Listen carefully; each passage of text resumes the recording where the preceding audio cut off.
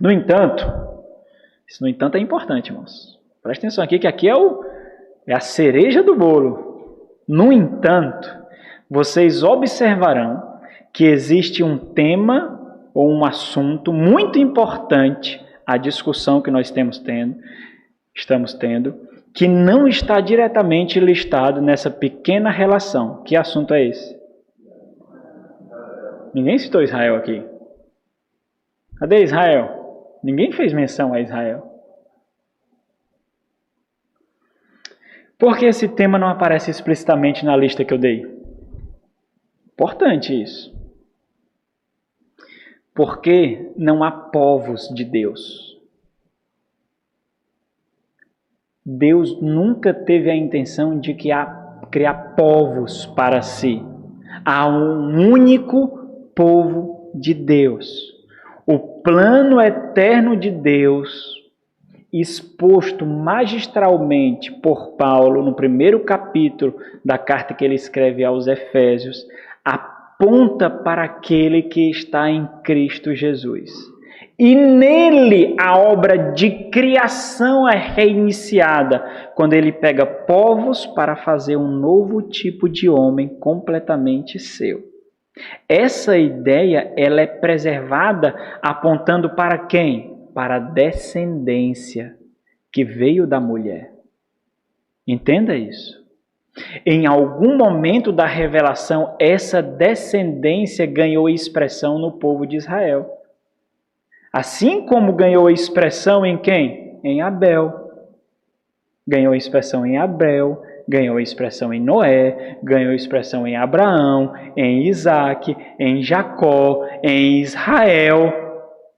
E foi aumentando o nosso entendimento quanto ao que significava ser povo de Deus. Essa leitura mostra que o povo idealizado por Deus desde a eternidade ganhou várias expressões antes do seu estabelecimento pleno, embora ainda não consumado na nova aliança em Cristo Jesus na igreja. Porque ser igreja significa ser noiva do Senhor, significa ter um coração dele, significa ter uma mente dele, significa ter as suas leis escritas no seu coração. Então, não somente em Israel, como eu fiz referência, mas no próprio Abel, Noé, Abraão, Isaac, Jacó, no remanescente fiel de Israel, ou seja, um povo dentro do povo, porque ser povo de Deus não era ser Israel, ser povo de Deus era ser fiel. Então, o próprio remanescente fiel representava a porção dentro de Israel do que significava ser povo de Deus. E então em Cristo Jesus. E por estarmos em Cristo Jesus, a igreja do Senhor. Então não é que a igreja é o Israel de Deus, porque a intenção de Deus sempre foi preparar um povo para Ele. Então nós ligamos isso não a Israel especificamente, mas a descendência prometida. Porque essa descendência vem ganhando expressão e revelando o seu significado até o Senhor Jesus Cristo. Vamos abrir alguns textos para isso? Efésios 1:4. Alguém abre em João 15 e outro em Gálatas 3. Efésios 1:4 e 5 diz o quê? Olha aqui, isso aqui é muito importante, irmãos. É muito importante porque o Senhor está falando, Paulo está falando de um povo que Deus elegeu, escolheu antes da eternidade. Esse povo foi quem? A igreja, certo? Quando nós resguardamos porções privilegiadas para Israel, nós estamos retrocedendo ao ideal de Deus, para aquilo que foi apenas um tipo e não o estabelecimento da vontade de Deus. Porque eu não posso aplicar esse texto para Israel apenas. Se eu aplicar esse texto para Israel, eu então estou condenando a igreja.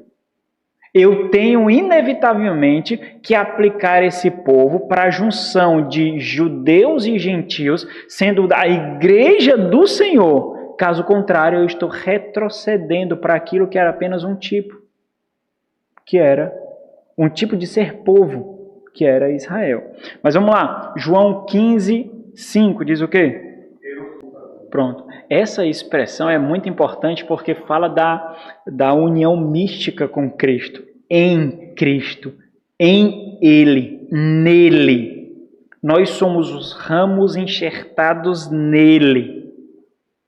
Essa é a união mística de Cristo, em que a descendência ela se confunde, ela se mistura com o descendente, que é Cristo Jesus. De tal forma que ser Cristo e ser igreja, ser povo de Cristo, é indivisível, impossível ser dividida por causa dessa união mística que nós temos com Cristo Jesus. É por isso que a obra dele será consumada e nós seremos preservados por causa dessa garantia de sermos identificados nele, em Cristo. Gálatas 3,16 e outro 29. 3,16 diz o quê? Olha essa construção aqui de significado, essa revelação de significado. Ele está apontando para um texto lá de Gênesis capítulo 12, depois Gênesis capítulo 15, depois Gênesis capítulo 17, e fala do descendente que naturalmente Abraão entendia que era quem? Isaac. Mas aqui Paulo está mostrando essa construção ou revelação de significado disso. Ele está falando de Cristo. 29 diz o quê?